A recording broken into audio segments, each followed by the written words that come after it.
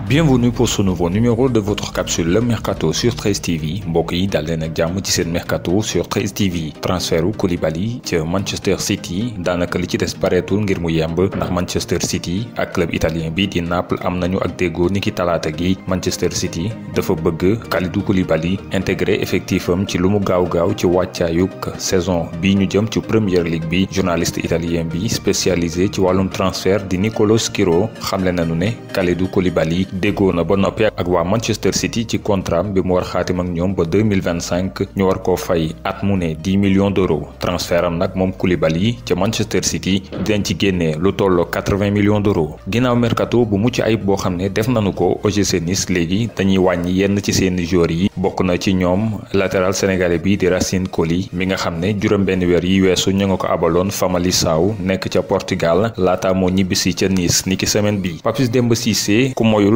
dootul demati ca Besiktas négociation yi dakkal nañu ko la ko waral mooy attaquant sénégalais bi dafa sàkk woon ñu fay ko 900 000 euros at mu ne maanaam 590 millions de francs CFA ak contrat bu ñaari at. Besiktas ne ko 700 000 euros maanaam 459 millions de francs CFA rek la ko mën a fay ci salaire rax ci dolli contrat wu benn at lañu ko proposé ak beneen ci ab option. attaquant bi am 27 ans di Abdoulaye Sané moom dem na ca championnat bu Arabie Saoudite signé na ak club bi di Al Tawoun football club ci ñaari saison yi ñu jëm. championnat Arabie Saoudite mi nga xam ne niki weeru mars lañu ko dakkaloon ndax jàngoroy coronavirus gi tàmbaliwaat na niki njëlbeenu weer bi ñu daal di nekk club ba ña nga nekk ci 10e place bi ci championnat bu am 16 équipes.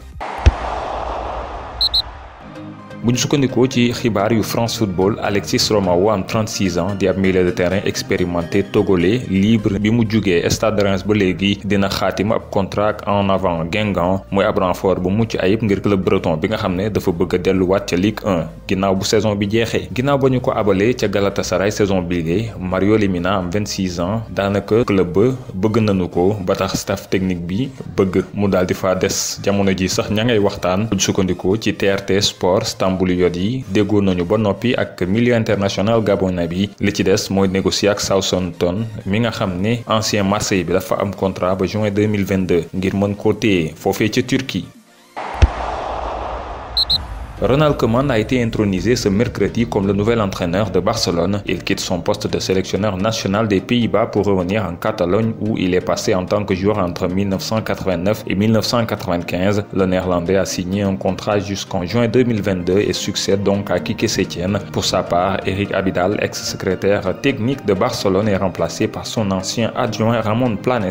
En fin de contrat en 2021, Eric Garcia semble beaucoup plaire au FC Barcelone. Le club catalan pourrait repasser à l'offensive cette semaine afin d'essayer de finaliser le dossier du défenseur de Pep Guardiola. Manchester City exigerait 23 millions d'euros, une somme que juge trop élevée le club catalan par rapport à la situation contractuelle du joueur. Paulo Dybala semble se diriger vers une prolongation de contrat à la Juventus. D'après les informations de TMW, la dernière proposition de la Juventus porterait sur un salaire de 10 millions d'euros net par année, alors que Dybala en gagne actuellement près de 7,5 millions d'euros. L'entourage du joueur réclamerait 15 millions d'euros, mais le portail transalpin explique que les deux parties devraient au final trouver un terrain d'entente. Selon The Sun, l'Inter Milan convoiterait 3 joueurs évoluant actuellement en Première Ligue, les défenseurs Emerson à Chelsea et Chris Smalling à Manchester United, mais qui avait été prêté à la Roma, ainsi que le milieu de terrain N'Golo Kanté à Chelsea. Emerson et Kanté ont d'ailleurs été entraînés par Conte à Chelsea en 2017-2018. Selon Sport Witness, Everton aurait l'intention de recruter le milieu de terrain de Naples Alan, longtemps titulaire incontournable au sein du club italien. Le Brésilien de 29 ans a reculé dans la rotation depuis l'arrivée de Gattuso et les dirigeants napolitains ne seraient pas opposés à son départ à condition de récupérer 30 millions d'euros dans la transaction, une somme qu'Everton serait disposé à mettre.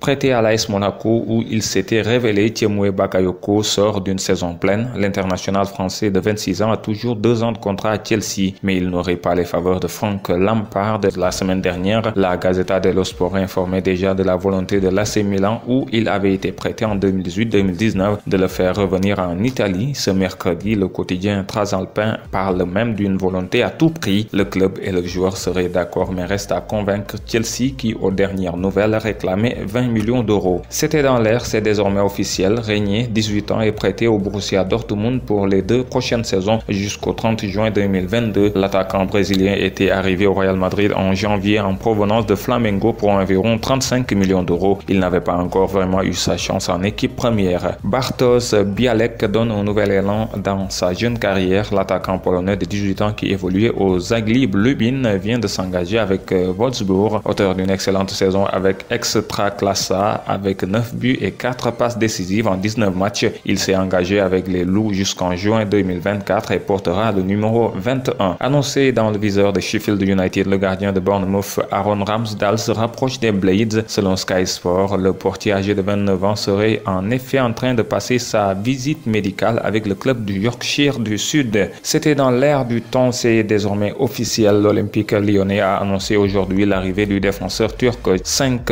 Özkaçar. Il a signé un contrat de 5 ans avec les Guns pour un montant de 1,5 million d'euros plus des bonus. Le défenseur qui évolue en deuxième division turque va être immédiatement prêté pour qu'il gagne encore plus d'expérience.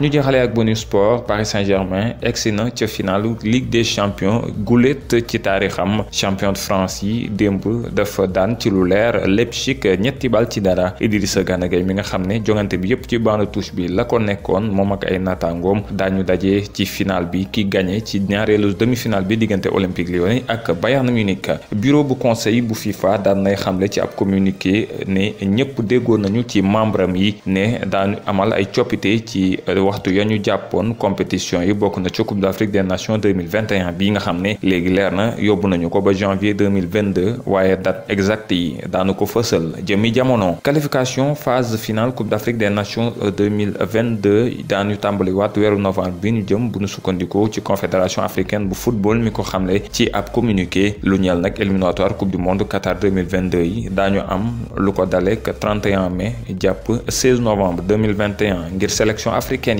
Mesdames, Messieurs, c'était tout pour ce Mercato sur 13 TV. Merci de l'avoir suivi. Rendez-vous demain pour un nouveau numéro.